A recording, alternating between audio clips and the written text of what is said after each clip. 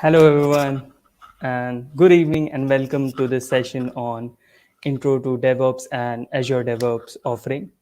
So, we have Karthikeya here with us. He's a founder of OpenCo and is also an organizer at Azure Developer Community Raipur. I am Abhishek. I'm an organizer at Azure Developer Community Bilaspur, and we're here to bring you this amazing session. So, how things will go is Karthikeya will firstly introduce you to DevOps, what it is all about, what are the terms related to DevOps that you keep hearing all of the time, and all of the basics to get you understand what DevOps really is, what it's all about, and how you can basically start with it. At the last, I will come up and tell you something about what Azure has to offer when it comes to DevOps. And between this period, please feel free to ask any questions in the comments. We'll be keeping an eye on that. And we'll also have a small Q&A session at the end. So if you want to ask them any questions, then you can definitely do that. So Karthikeya, please take it away. Cool. Thanks, Abhishek. As Abhishek already introduced me, let I think so. My screen will be visible. Let me bring this. Cool. And sorry for the background news, folks. It's so many dogs are barking. So yeah, cool. Cool. Hey everyone, this is Karthikeya. Talking about specifically for my Azure community. I'm an organizer at Azure Dev Community Rapper. And today we talk about what is DevOps. I also include containerization here because it's a core part of DevOps, and why it is necessary, what it is like. Let me go into. But before going into the next one, I hope so many people see this meme. And there's quite frankly kind of thing. Even people saw that you require 10 plus year of experience in Kubernetes and management kind of stuff, but reality is that it is not older than 6 year, and that's a kind of meme like I don't see her over that end. Cool. And yeah, let's jump right to the main of thing. So DevOps is equal to development plus operation. So the term like basically is coin on the focusing on like how as a developer you also have to work with the IT operation team. Like if suppose your startup or your company is building a web application or like a mobile app, suppose, and you're deploying that particular product on the maybe on the cloud and anything. So sometimes it's like it can be possible in the maybe first version it can be see like that, like many people are surfing around your website or your mobile app, so it can be part of crashing kind of thing. Cool. So now on that basis the IT operation came into play. So just to remove that, or just want to improve the, you can say, the timing or kind of stuff with the managemental end, they created a role kind of in DevOps, or you can say DevOps engineering. That is the particular folk have a knowledge of development also, and have also knowledge of operation, how to handle the whole production issues kind of thing. So that's the concept came into DevOps. Cool. So let's straight to the main topic, that is containerization or containers. So from the term named containers, what did it mean actually? It's mean you have to contain something. Cool. So the concept bring out here is like how it created and how it coined. So when, as I already stated, when development is having IT operation stuff is going on. So again, if you suppose you have a web application, and again when we say in cloud computing, the web application is like that, you have to be in the, you have to create a VM instance. And those who didn't know what is VM instance, is a virtual machine. And just you can say a small property, like suppose you if I'm going for the ops end. Cool. Ops means object oriented programming kind of thing. So where what we do, we have a class and we just create an object to use the properties of those classes. So it same here, it's happening on the same. We have a website, so what we are doing, we created a VM instance for that particular machine. It is not actually available in hardware stuff, it is available in the cloud, and we are using as a property, you can say. And for that, for every web application or for every resource, yeah, small container is to make, so that it can balance the load that is due to the traffic it is going on to, or you can say internet traffic. And that's the concept bring out of the containers and containerization, and the concept built out. Cool. So let's deep dive into the next one. Now, this is also quite, I think, so familiar. Those who are like pretty much in DevOps community, they pretty much know before DevOps it works on my machine, and after DevOps it works on my container. So what is the meaning of here is like that, like when there is no cloud computing, when there is a no DevOps kind of thing or containers is there. So actually what, like, suppose if I'm taking an example of VM instance that I already taught, is like that. Suppose I have a hardware, suppose maybe 4 GB RAM, maybe suppose 1 TB of HDD I'm having, kind of thing. So same thing is happening after container. It's just happened to in the virtual end. You have not a hardware in your system right now, but the scene is here is like that. You are just using those resources in a virtual environment. So that's a basic thing. If it is not your hardware machine, that means it is on your container. So that's a kind of a meme, you can say. So yeah, let's jump to the next one. So why there is a need of you can say containers, kind of thing. So we will go to the point of it save times. How it save times, that's our main question. Like, if we are using containers, how it's saving our time. So the first pointer is like that. If I'm taking an example, if I'm not using container, suppose, okay, so again, if I'm loading anything or if I'm doing any stuff, specifically on the maybe I'm just going to the maybe GitHub action. I'm taking an example here. We are there are so many famous CI/CD tool, that is GitHub action. And when people say it save time, what is the meaning of save time? Because it is an n number of containers, and every jobs or every roles that is decided for every CI/CD is given to per containers, a very small container, very small size. So again, if you have a concept of parallel computing here, it's just like that. You working with the n number of things in a small way gives you a safe timing, kind of thing. And also, if you're working in a maybe a fully fledged maybe computer or laptop, so it takes time because it is happening not sequentially, not parallel. It's going in a one way. So again, containers save your time on that end. Cool. Now, second one, it reduces the cost. Now, I think so reduces cost is it's a like very simple kind of thing, maybe because you didn't have to buy anything. You just have to use the VM instance that is available on the cloud. So that's the power of you can say containerization and DevOps services on cloud services. Cool. And third one, let's see. So do not have to configure our hardware. Cool. So it's not like that. Yeah, like you have to be a great system to use that particular VM instance. No, if it's a very basic kind of thing. Like, if you have a maybe I'm taking it on Windows 7 operating system, you're connected with your internet, a small kind of you have to just need to create an environment and just directly use those VM instances, use maybe for the supportable platform, kind of thing, that is Azure is providing right now. And why people say Azure, maybe other cloud services like AWS, or you can say GCP. So these are all under the fame of due to this thing, because you do not have to configure any hardware over their virtual systems or your environment specifically. Cool. So let's jump right to the next one. Don't spend time installing operating system and hardware to host a deployment. Now, why I'm saying this, before DevOps, before any cloud computing services, what we do initially in terms of API also. So there is a command we know, those who know pretty much API testing, it's like a curl command we will use to test an API. Now, that particular API will be run, or that particular that server, or you can say local server, running on our system. So again, if you didn't have a capability of hardware, you may be not able to host or maybe do something like that. If anyone who is a follower of Elon Musk, he's sharing his journey on that only. Like, he created his website with his brother, I think so. That's the story of PayPal. And at the night he stayed, and like he wake up and he's just doing the whole stuff, or you can say updation on the website. Is it like buggy or kind of thing? So that's, again, it's the whole thing is happening on their system, not on locally, or you can say hardware stuff is going on. So that's why you don't spend time installing operating system and software to host a deployment. Cool.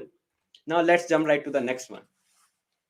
Now, containers are isolated from each other. What is actually its mean? Cool. So if I already stated that when it save times. Cool. So if you have n number of containers, a small job is given to every container. So every container have a different environment. It can be same environment, but they are isolated from each other. Why it is necessary? If it can be possible, like suppose I created 10 containers. Cool. And in 10 containers, maybe in the initial 2 containers, they have a same, you can say, configuration, and last 8 have a same configuration. So why didn't you take an isolation, just have a combination is like that? So actually, what can be possible, if one container have any bug or any production issues, that total suffers a whole series of containers. So that didn't we want. because again it will crash your whole product, or that is the product that is deployed on the cloud services or that particular system. So that's why containers are isolated from each other. Cool. Now multiple containers can run on the same hardware, and yeah, that's a scene, because as I already stated over here like when we say uh, containers are focused on the same hardware, and how it is possible. Now the scene is that when we say configuration, like one TB of HDD or multiple kind of thing, so again every container have a, it can be possible one container have 1 TB, second container maybe 3 TB, 5 TB, but it is also possible like n number of containers have the same configuration. So on that end, again containers are really helpful on the same hardware. Like again when we say virtualization in cloud services, what actually means is like that it focuses on more on the containers to build it off. Cool. Now maybe go to the next one. So what is software containerization, and yeah, why the coin term software containerization came into play. So now the challenges we face is, I will take this as a maybe a question to just put it out over here. So yeah, management of hosting environments. So when we say hosting environments, it's just trially morely focus on how you are creating your environment. Like it can be possible for, there is a one environment which is for Python development, second environment maybe for the Ruby development, or maybe you're creating a web app using Ruby or maybe Rust kind of thing. So again, they have a some minimum amount of you can say requirements and environment setup over there, and that's a whole management hosting issues are created during your production issues. Because when you're working with production side, you pretty much know there's most only the memes kind of thing, like Friday, Saturday, Sunday, there is a crashing kind of, most chances of crashing is there. So that's the point is came here, like how you can manage the whole hosting environment. So that's the answer, that is containers is the answer for that. Cool. Now, second, continuity in a software delivery. So as I already stated, like when we say an example of GitHub action, that is CI/CD, continuous integration, continuous delivery. So the first one, how you, if you are putting any product on the hosting side, the main priority is here, you have to be continuously delivering that stuff. That is continuous integration. If you are working, like there is already set up the product, there's a first version is issued on that particular production side, and you're working on the second version. So again, first version should be live, and second version, it has to be deployed as per as the timing goes on, because you didn't want any production bug issues on the production side. Cool. So again, it helps in continuity and software delivery. Effective use of hardware. So again, you have to access one hardware, and using that same hardware you can do n number of you can like create n number of containers or n number of container instances that we will saw in the end about the how you can create an instance at Azure like on the Azure Dev portal. Again, Abhishek will explain that pretty much. Cool. So yeah, let's go to the next one. Application portability. Now what does actually mean when we say application portability? It is majorly focuses on how you like I'm taking an example over there. So if you want to port if you means to port one application version to another application version, I mean to say, suppose you installed Snapchat. Cool. So maybe the version maybe 2.0.1 you are installed, and now when we say application portability, it means the versions, how you can improve or port your first version to the another version. That's the main. So that again, containers help in that way. Like suppose you created three containers. First container is referring to version 1, second container is referring to version 2, and third container referring to version 3. So when we say application portability, it means like when you're working in your production side, what you can do, if you're maybe you are installed Snapchat, or you are using Snapchat on containers. So it is again, you can switch the version from a one container to another container, which means first version to second version to third version. So that's it stated, like how containers are really helpful in application portability, and that is majorly focusing on that thing. So many people see this meme is quite funny, maybe Docker. I see Docker everywhere. So that is pretty much because most of them, if we are many of them are students, so they pretty much use Docker as a, like again, Docker is a container, and how we can use it, how we can work on it. So like I'm just giving you a small brief introduction on that end. Cool. So yeah, Docker is basically is again a container, and how it helpful. So let's go to some Docker architecture, because I explained the container. So how again Docker is a container, that's what we stated, and how the whole architecture is focused and how the Docker works. We are not going on the working, but I am just going to the you giving touch of how the whole architecture works. Cool, in Docker. So let's go to it. Cool. So as you see here, Docker Hub contain your maybe the main operating system, that is your Linux, or the environment, basically Windows, Nginx, and that is this is the one thing. The second thing is Docker host, where whole Docker engine and basically Docker server, REST API, and Docker client, basically it is located here. And what those who pretty much in DevOps, they pretty much know in this one, we have to create an image. You didn't have to create a whole, you can say, environment for that. You just have to create an image. You just need to call that image while creating your Docker server, maybe REST API, or maybe or that particular Docker client, using Docker Hub. That is maybe you are installed in your system, or maybe on the web end, so you can use that. And just pushing that image to the containers. This is the whole workflow of Docker. Why Docker are very predominantly high in students is like that, because sometimes it can be possible you are building a project. Cool. And you have to be you are releasing the product or releasing your project in a release form, that is in version 1, version 2, version 3 kind of thing. So what Docker helps here, again the same thing. If there is any bug or if any issues on the version 2, so again it directly call version 1 only. Till then the version 2 has a successful build, and you can say the working specifically on the different requirements or different environments. That's the majorly focus on the Docker you can Docker architecture. Now what is Docker Hub? Now how Docker containers works and manages, that's the main thing. Because when we say Docker Hub is a, you can say, is a platform where you can create your image. Again, you are creating main locally, but you have to push your image to the Docker Hub. And what is Docker Hub? It's like a, suppose I'm just taking an analogy. It's kind of a GitHub kind of thing. Why I'm saying here, on GitHub, what we are do, if you want to contribute in any open source project, what you will do, you fork that thing. Cool. You just copy that thing. You just made some changes that push that thing. Same thing happening with here. You're creating an environment, taking up, forking it, that thing, and just you have to change your requirements and push that thing to the up. That's the main thing is going on here. Cool. Now, just a small workflow of, you can say, Docker. So first you have to create an instance. The Docker run is a command. It's running, and it's totally on the depend on, you have to pause or you have to like repause that thing running. Again, if you want to remove the Docker environment, you can just directly use the Docker. Otherwise, Docker stop. And if you want to restart that thing, like it's like a server running kind of thing. So Docker run is just a process of the whole server thing. And if you want to stop, restart, so that's a different workflow that we are seeing. But the majorly focus in Docker run. And if it is crashing or like is there any production issues, it will show on your terminal. And yeah, that's the main you can say in and around thing kind of thing. Cool. So when to use Docker containers? Cool. That's a main thing. So if you're hosting multiple environments, I mean to say, like you have a product, or let me take an example of Julia. Cool. So Julia have when we say Julia is a programming language, and we say if we are creating any project under Julia, so what can be different variant? Again, it can be you are creating with your core Julia language.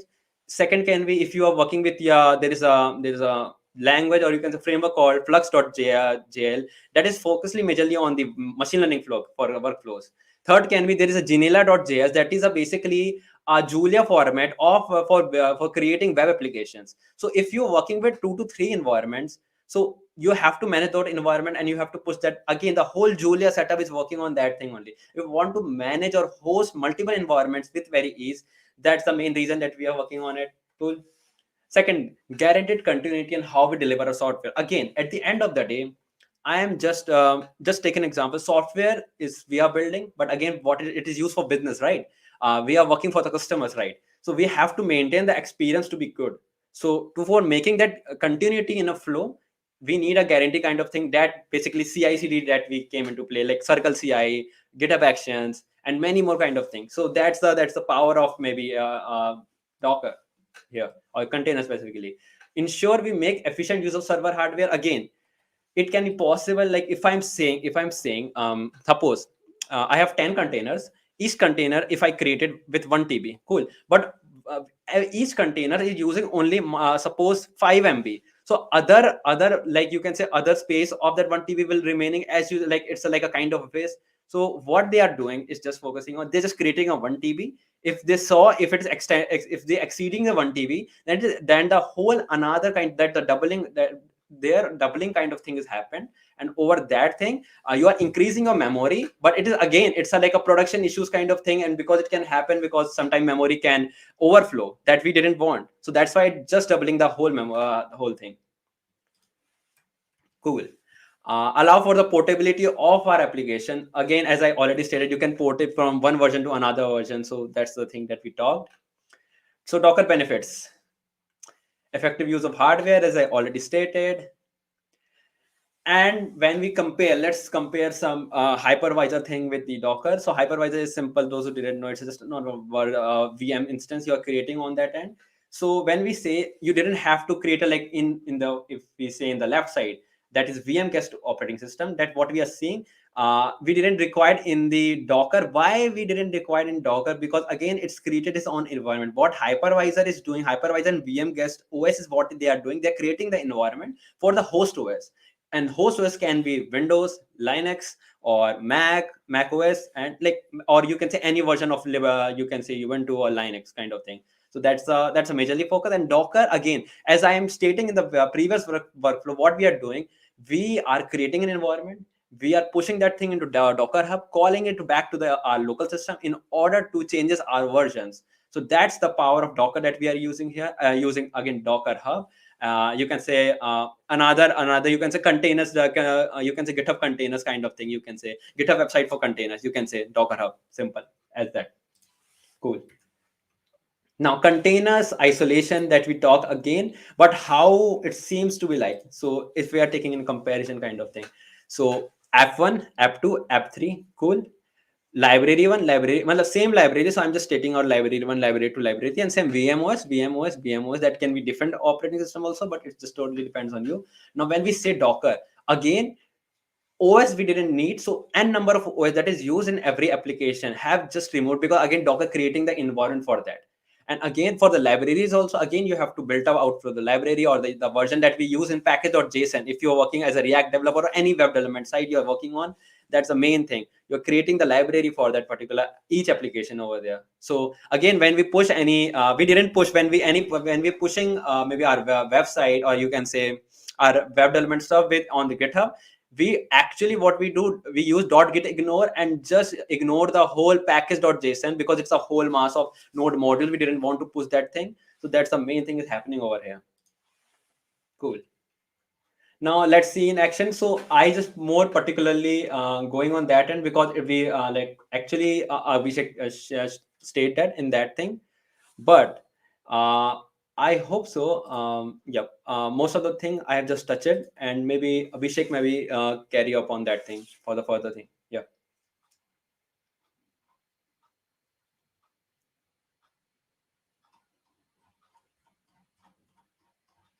Mods, maybe if mod can bring them on the stream.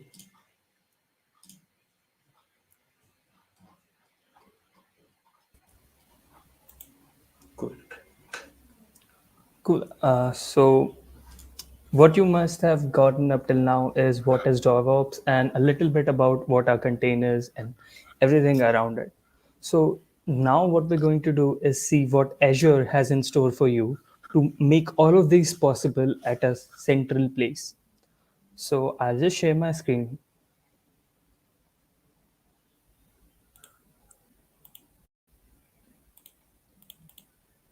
Cool. So the thing is, Azure firstly offers two kinds of products. One is Azure DevOps Services, and one is Azure DevOps Server. So what Azure DevOps servers are basically on-premises servers that are usually used by large organizations. So they're on-premises, they're SQL backed. So what happens is, if there's a large organization and they want like this CI/CD servers and all of the things related to DevOps in their premise, and they also don't want the code to, let's say, get out in the internet, they can use that. But right now, what we're going to talk about is Azure DevOps Services.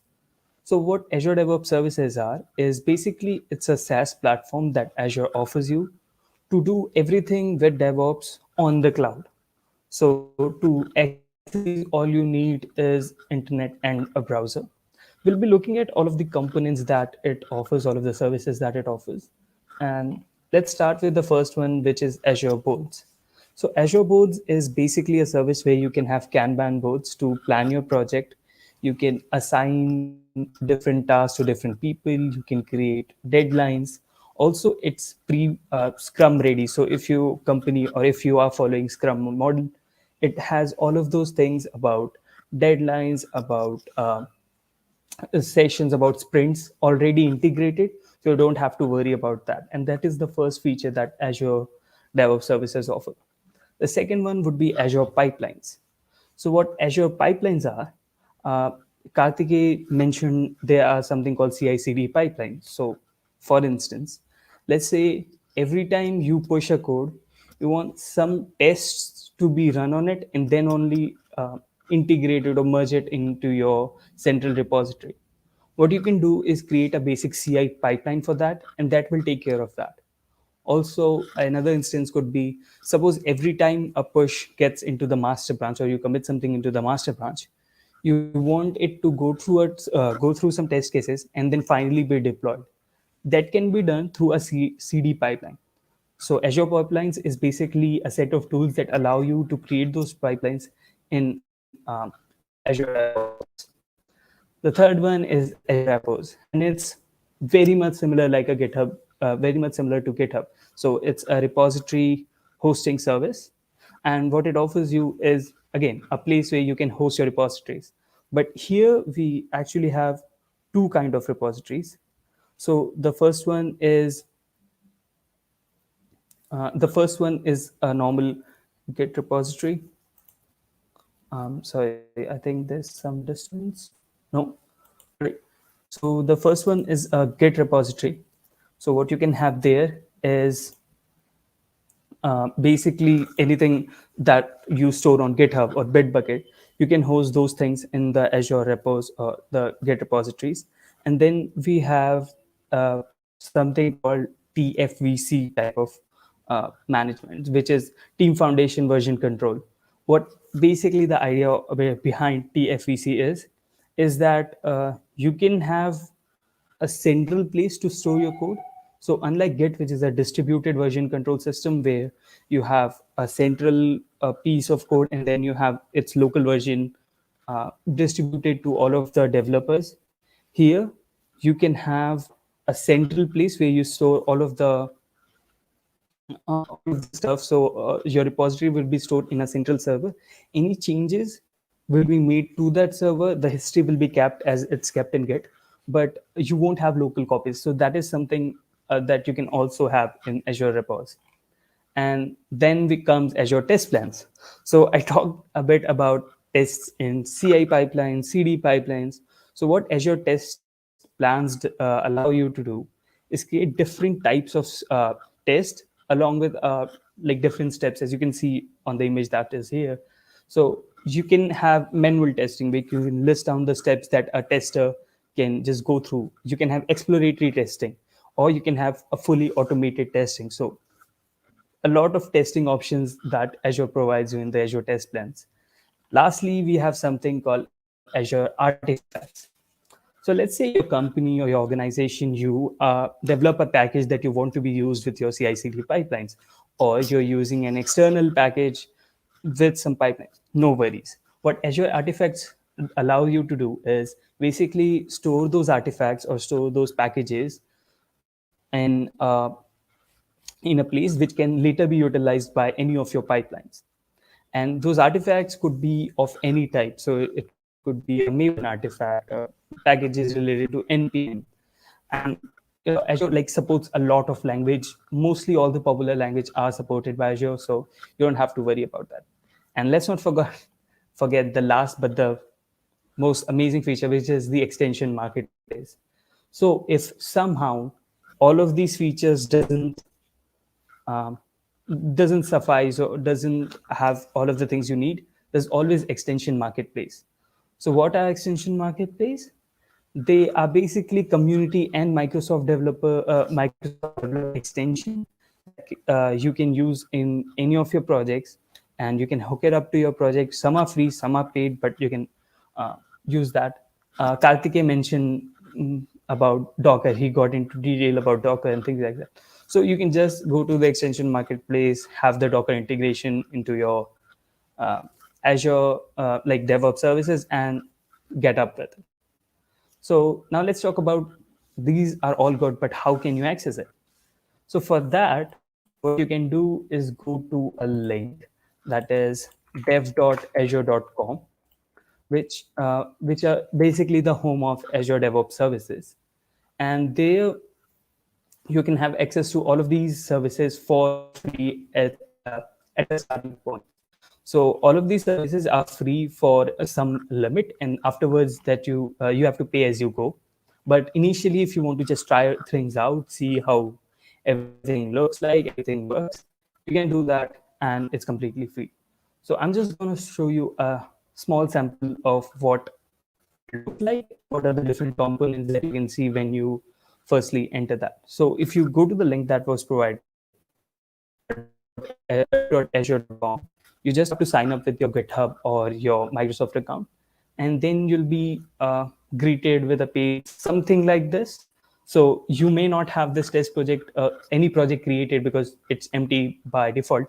I've created the sample project just to show you what projects inside look like.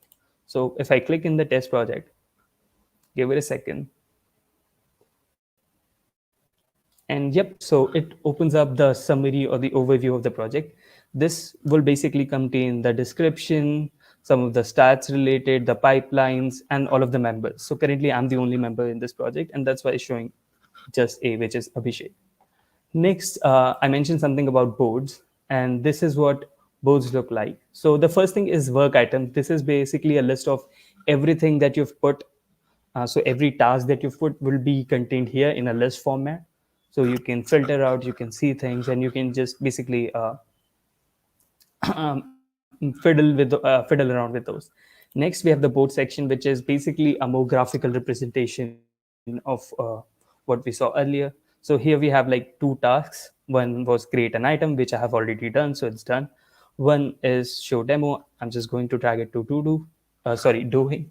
And what you can also do is basically assign it to anyone. Right now, I'm the only one, so it's showing me, but you can assign it to anyone. You can change the status by here, going to here, and all of the things. Also, we have backlogs. So I told you about sprints and how it's pre-built to support Scrum, right? Now, this is where backlogs and sprints come in.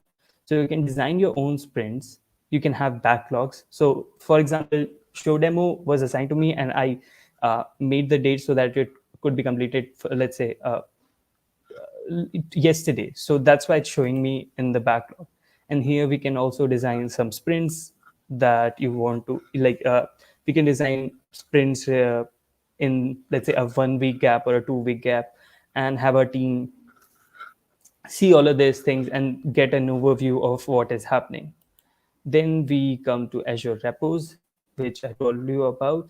So right now I've not created a repo, I just created a README file, and it's the starter README file that you get with Azure DevOps Services. So that's it. In the repos, you can also see all of the commits, all of the pushes, pull requests, tags, branches, all of the things that you might have seen in GitHub. You can also get that here, and much more if you using another type of version control system. Next is the pipelines that we talked about. So you can create different pipelines, see that can run automatically at a different time. So I did create a pipeline, it failed somehow, so I must have messed up somewhere. But what this pipeline did was basically whenever I pushed my code, it would basically run some test cases, build it, and see if it's working. So that was the basic pipeline. And well, it failed, but you get the idea. So you can create these pipelines, and yep, set up CI with Azure pipelines. You can have multiple stages in a pipeline and all of those things. We have test plans that we told you about. I've created a simple manual test, so you can have as many tests as you want. You can also grant people who are not in your community, sorry, in your organization, permission to do tests. So let's say you have this project and five people have the ability to see all of those things. For test, what you can do is you can have external people that can basically do a manual testing or an exploratory test on your on your project without giving them access to the entire project. So that is something really cool that also Azure Test Plans offers. And finally, so we have the Azure artifacts. Now, I've not created anything here, but here's the place where you can have your packages or your artifacts, and you can basically create a feed. So what creating a feed means is basically you can connect it to an artifact or a package that you're developing, and it will automatically get all of the data and run all of the things that you've specified. uh, what I can say is in the pipelines also it can support various types of pipelines. So you can have GitHub pipelines that are YAML based, Bitbucket pipelines, and really it basically offers you to create pipelines from variety of sources. So not just GitHub and Bitbucket. You can also create a brand new pipeline here also. And so that was the basic overview of what Azure has to offer. And the reason why I did mention all of these things was because uh, this was an introductory section. So this was a session where we just explored what DevOps is, how you can get started with it, maybe how what Azure has to offer. From now on, what we'll do is we will be covering all of these things, all about boards, repos, pipelines, how you can get started with DevOps, container orchestration, and all of this big good stuff in the next session. So this was basically the intro section, the 101 of DevOps. And from the next session, we'll be covering everything that you need to know to actually implement this stuff. So this was the place where you got the knowledge about what things are. And next, we'll be having everything related to how you can actually implement things uh, when you want in Azure. So those are the things that we'll be covering the next time. So now we are open to any questions that you might have. And Kartika is also here. I'm also here. So uh, we are happy to take any questions that if you have.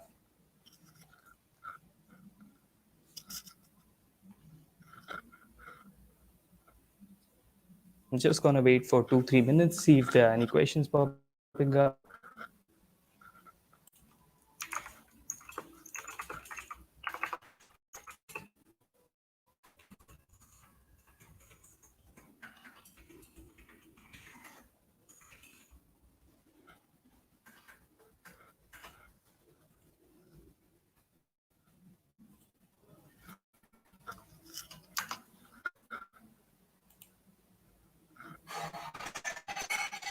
Just going to wait for 2 more minutes.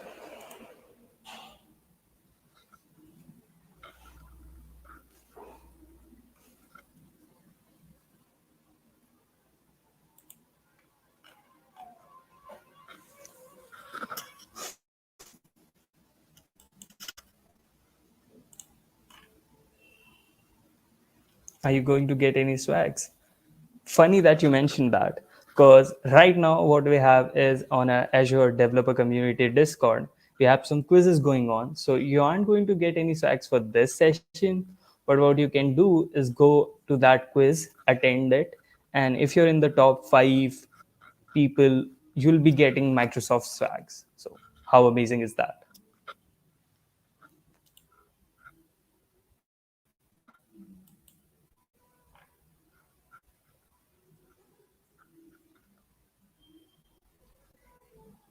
I don't see any more questions, folks. So we're going to end this session. But before we leave, I just mentioned something about Discord. And we also have Lakshit, who's going to tell you more about Azure Developer Communities Discord. So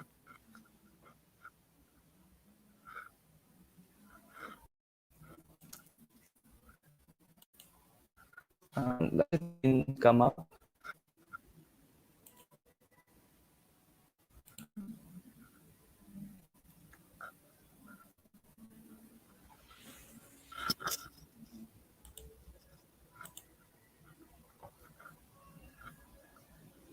I think he's not here. So what we're going to do is, uh, after this session gets over, we'll just have the Discord link in the description, I think, or in the chats. You'll find it somewhere, either in the description or in the chat. You can join in.